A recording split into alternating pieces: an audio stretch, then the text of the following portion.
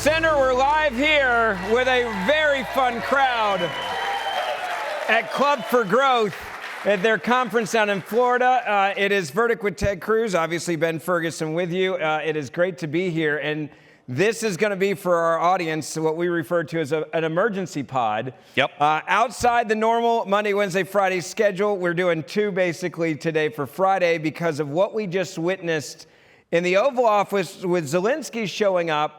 And it was very clear from what the president said, he was not there to work a deal. He was not there for peace. I want to get your initial reaction to this. Well, let me say, you and I are both at the Club for Growth conference down in Florida today. I will say the Club for Growth is an extraordinarily important conservative and free market organization. They support conservative and free market candidates running for the Senate, running for the House. I literally would not be in the U.S. Senate were it not for the Club for Growth making a big gamble on me. They know how to pick winners. Look, and by the way, when the club got behind me 13 years ago when I first ran, I was literally at 2% in the polls. You had to be out of your ever-loving minds to be backing me. The last job I had been elected to was student council.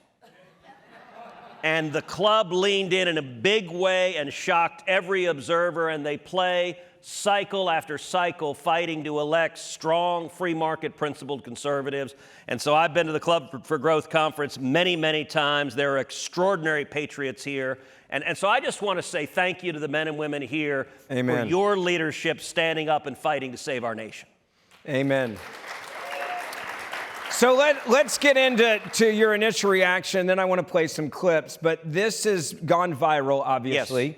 Zelenskyy coming to the White House, the pretense for this meeting was to get a deal and to work a deal for peace. And the president, I think, learned pretty quickly to the point where he said, we're not even doing a joint press conference. Have a good day. You're not here for that at all. So look, I suspect pretty much everyone here has already watched much of this exchange and what happened.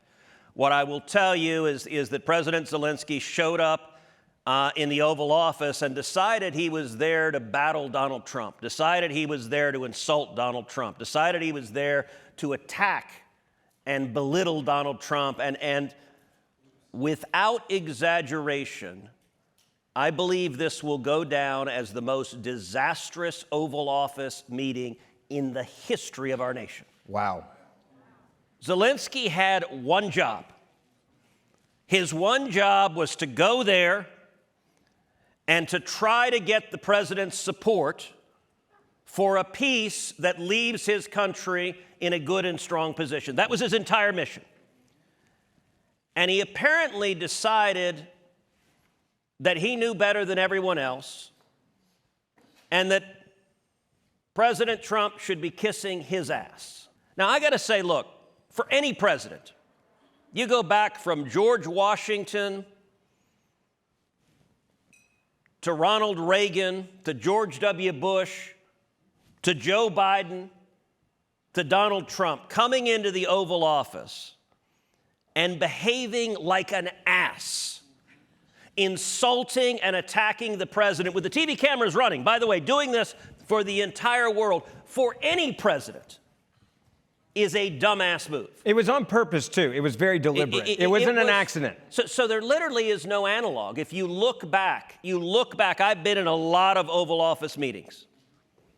No foreign leader has ever done what President Zelenskyy did, and it's particularly ironic because it is exactly opposite what he wanted to do. It's exactly opposite what his mission was. Look, he was there, number one, the United States has given hundreds of billions of dollars to Zelenskyy. Let's be clear, not millions. You billions, said it, with billions, a B. With a B. And 50% he said attitude, they can't find. Zelensky's attitude was, why the hell haven't you given us more? And we're entitled to every bit of it. Here, I want to play the first clip. This is a clip of the exchange between President Zelenskyy and President Trump.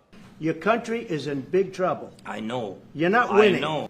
you have a damn good chance of coming out okay because of us. Mr. President, You haven't not been only alone. in this We cabinet. gave you, through I this said thank stupid you. president, $350 billion.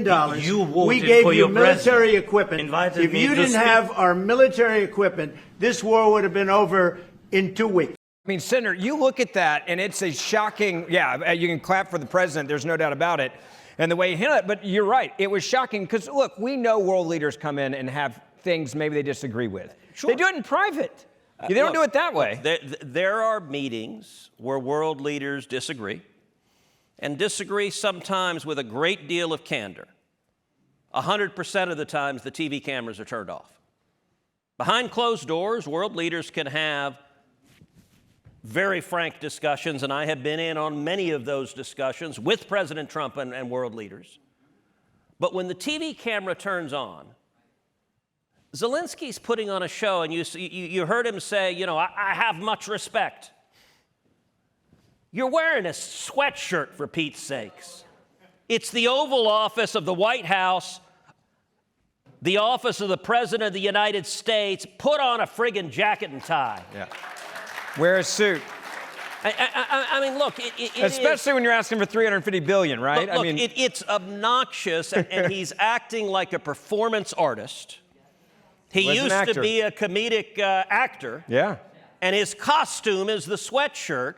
Look, he came and addressed a joint session of Congress a few years ago. He stood on the dais of the House of Representatives. I was there for those remarks. He wore the same damn sweatshirt.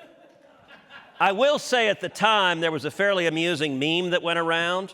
I remember. That it was Zelenskyy trying to explain what happened. He said, I'd planned to wear a suit and tie, but then an official from the Biden administration stole my luggage. And if you remember this odd transgender official in the Biden administration who was arrested for going to airports and stealing strangers' luggage. Yeah. It was weird. Stealing women's clothes. Well, there is that. but this, the arrogance that Zelenskyy brought to this, and I actually want to credit Trump. Trump doesn't get mad in this exchange. He could get angry, but he doesn't. But it's just astonishing. Yesterday, I met with the foreign minister of the European Union. Yeah. So the number 3 official in the European Union, the former prime minister of Estonia, she came to my office. We spent about an hour talking about Ukraine and Russia and what's happening in Europe, and she was expressing concerns, and I said, look, number 1, this war was unnecessary. It was caused by Joe Biden's weakness. It was caused by his unwillingness to stand and be strong. His weakness caused this war. And in particular, Joe Biden waived the sanctions on Nord Stream 2. Nord Stream 2 is the undersea pipeline Russia was building from Russia to Germany. And the reason Russia was building Nord Stream 2 was to be able to get natural gas directly to Europe without having to go through Ukraine. The entire purpose of Nord Stream 2 was to enable Russia to invade Ukraine. In December of 2019, I authored sanctions legislation that shut down Nord Stream 2. Putin literally stopped building that pipeline the day that President Trump signed my sanctions legislation into law. It worked. It worked. It prevented war. Joe Biden came in. He was sworn into office on January 20th, 2021. Putin resumed deep-sea construction of Nord Stream 2 4 days later, January 24th. Because Biden had foreshadowed weakness, that foreshadowing was accurate because several months later he formally waived those sanctions on Russia, on Putin, effectively gave him billions of dollars. That caused the war in Ukraine. Without the funding, so that people understand that are listening, without having that money come in from oil and gas, they couldn't fund the war. Right. So it was an easy way to keep war in check, keep them in check, because without that funding, there's no way they could do this for 3 years. Listen, if Donald Trump had been president the last 4 years, there is no war in Ukraine. Putin does not invade. But Biden's weakness, you remember Biden's disastrous withdrawal in Afghanistan, the absolute debacle that was there.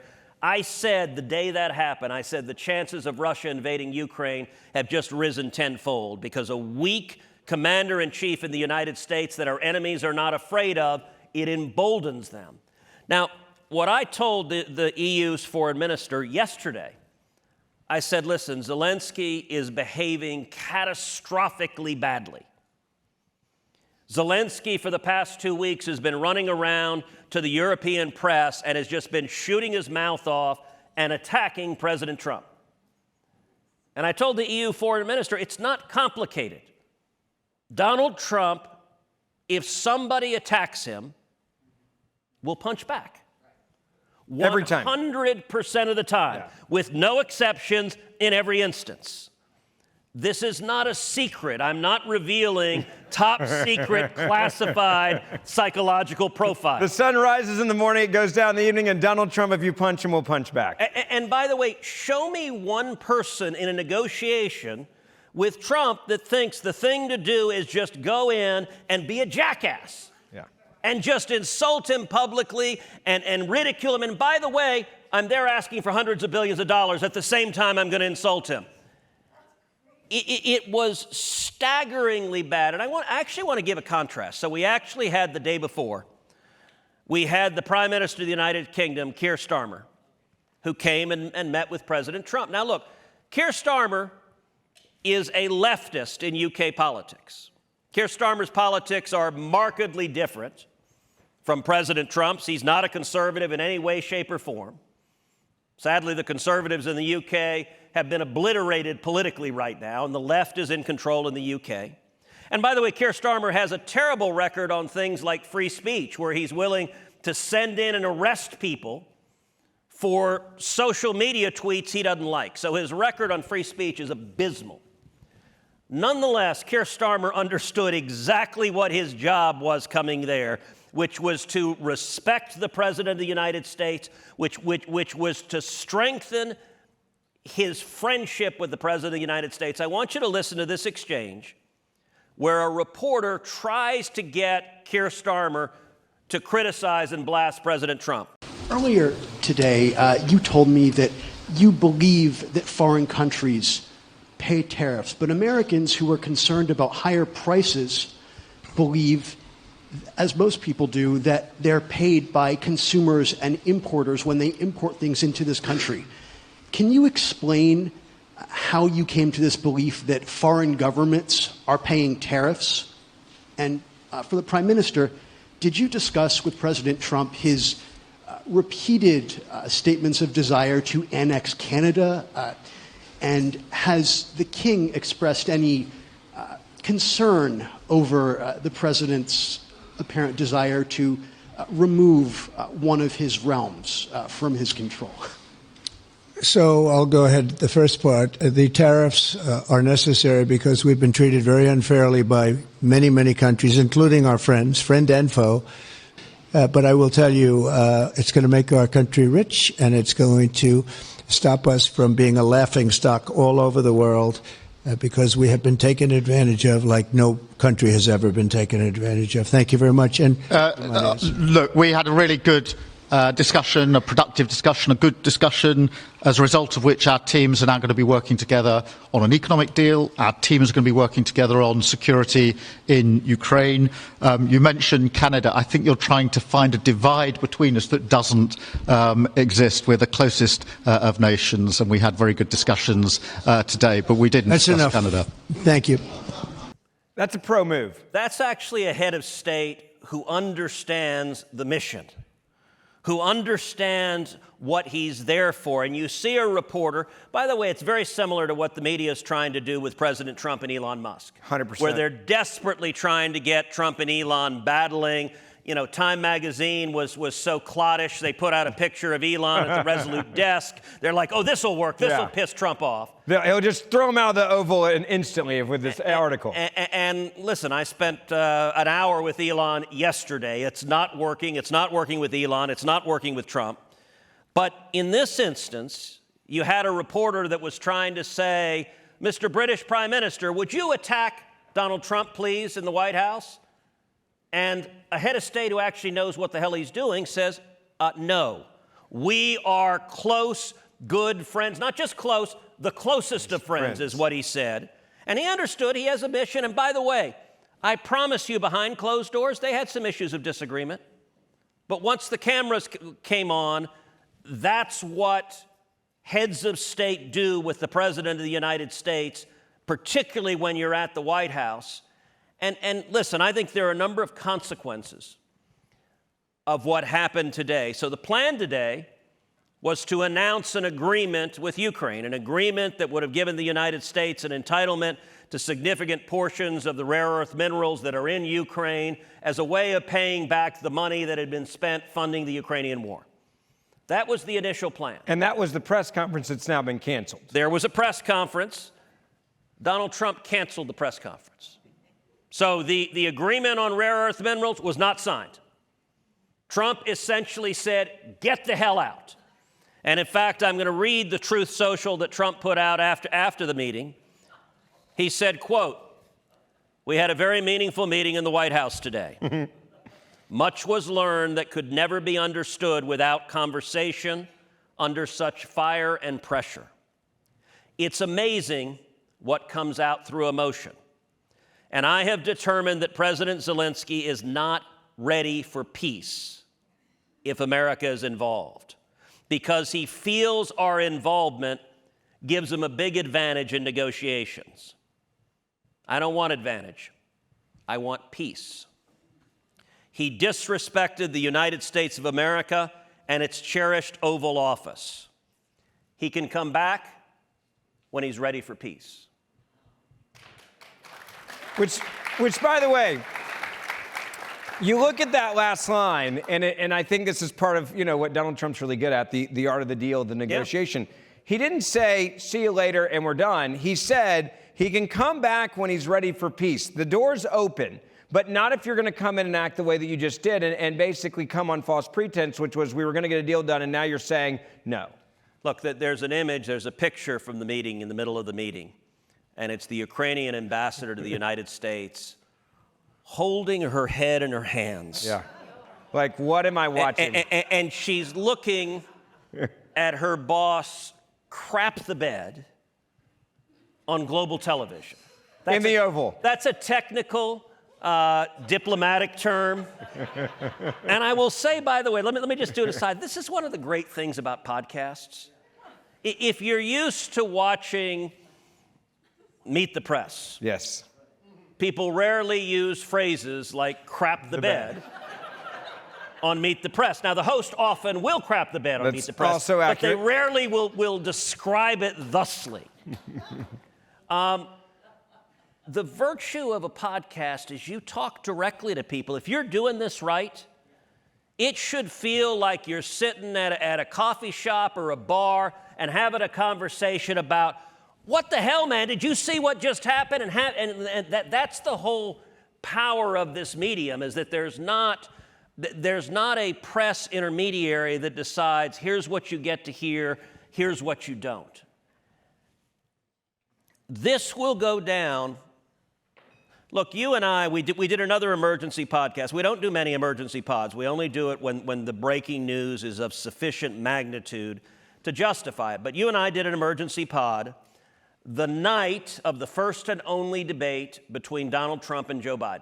Yep. And as soon as that debate ended, you and I immediately recorded a podcast, put it out an hour after the debate was over. We said that night that this will prove the most consequential presidential debate in the history of our country. Why? And what I said that night, Joe Biden will not be the nominee. This debate was so bad that he's done. He will be pulled from the ticket. He will not be the nominee. That obviously ended up proving accurate. In this instance, we open this by my saying this will go down in history as the most disastrous Oval Office meeting in history. I think that's going to happen as well. I think this meeting could easily end President Zelensky's tenure. That's what I was going to ask you. Is how consequential is this going to be as he's flying back to Ukraine or wherever he's going, because it obviously changed the way the rest of the world's looking at him.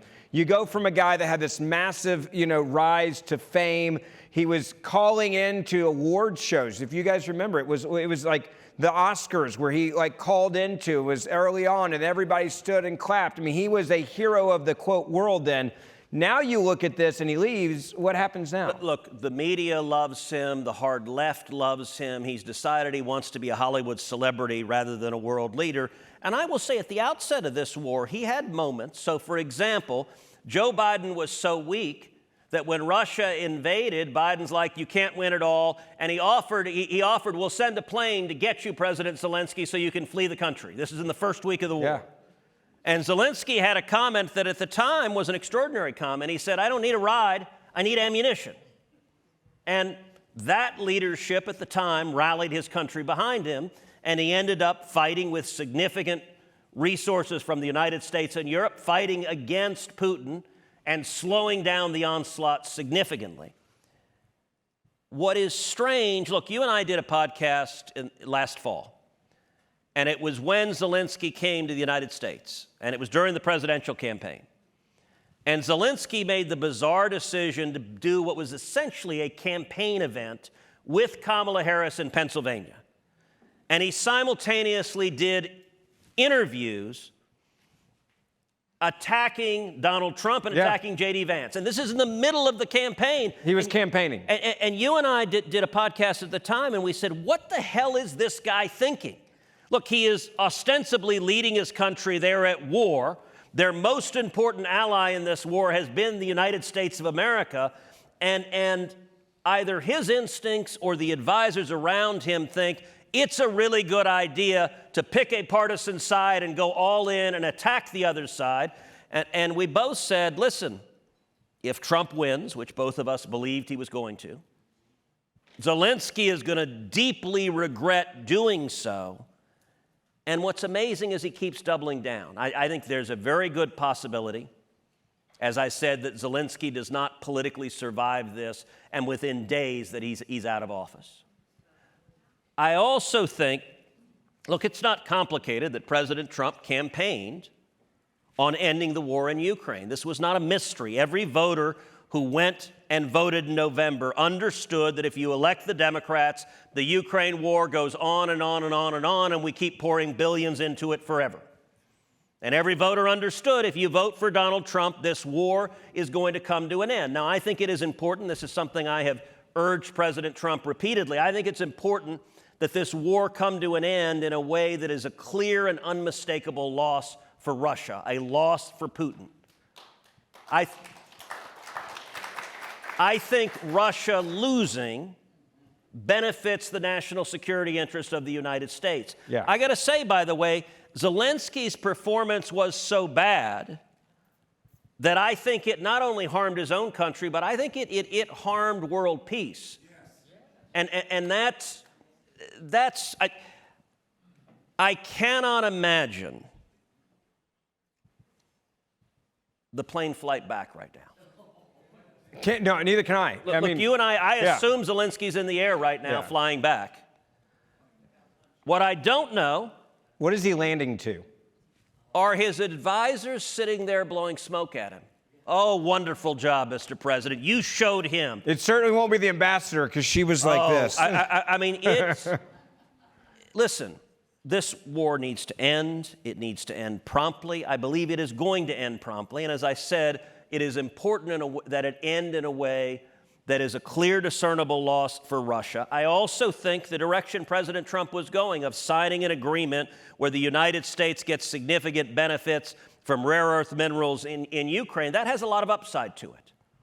But not when they have a world leader coming into the Oval Office telling the President of the United States essentially, screw you. Look, an analogy, if you think about it, there are a lot of small business owners in the room. If your business is in crisis and you're facing a moment where you've got to lay off 1,000 employees, you've got to go under, and you go to the bank and you say, I got to borrow $50 million or my business goes under, and the bank lends you $50 million and you save your business, you don't fire your employees, and then a week later you go to the bank and say, you damn jerk, why didn't you give me more? Like, it is not complicated that if you went to the bank and they gave you the capital you needed, to save your business, even the person with the lowest EQ on planet Earth, even the person with no sense of other human beings would say, maybe if someone is providing me the only financial lifeline that is keeping me alive, maybe I have the sense to be nice to them. Zelenskyy, I just think, you know, he's been in Vanity Fair, he's been on People magazine. I think he thinks he's Brad Pitt or Taylor Swift. And I'm pretty sure he's not dating Travis Kelce. No. And if he is, Although I they really both wear don't want to know uniforms, about you know. it. I don't want to know about it. You've got a joint session of Congress on Tuesday night. How much are the speechwriters changing what Donald Trump may say to the world? Because you're not just talking to Congress. Will anything change, or does he say, I move on? I don't think dramatically. I think almost all of what the president is going to talk about is the domestic agenda. I think what the president is going to talk about on Tuesday night is promises made, promises kept. I will say this, we're 40 days into a new administration. In our lifetimes, there has never been a president who has hit the ground running as fast and furious as this president. It is breathtaking. It is wild right now. Elon Musk is obviously integrally involved. That is driving Democrats and the media crazy. And it's embodying the old Silicon Valley adage of move fast and break things. I think that's what we'll hear Tuesday night, is we made promises to secure the border, we're securing the border. We made promises to unleash American energy, we're unleashing American energy. We made promises to unleash the economy and bring back jobs and small businesses, we're doing exactly that. We made promises to make America safer. Hamas has been releasing hostages, and I think the president will say we will end the war in Ukraine. But I'll be surprised if the president, it wouldn't surprise me if he doesn't even use the word Zelenskyy in the speech. I think his approach will be, we want to end it. What he said in the Oval Office spoke for itself. But I, for one, am damn glad we have a commander-in-chief with a backbone and that our enemies are afraid of. America's much safer as a result. Amen to that. Don't forget, we do this show Monday, Wednesday, Friday. So if you're listening, make sure you hit that subscribe or auto download button. I want to say a big thank you to the Club for Growth, you guys, for having us here today as well. Check them out online. If you don't know about them, you should. They do amazing work, like getting people like you elected. How many years ago was that? 13. 13 years ago. There you go. And thanks for having us, all you guys, for having us here today.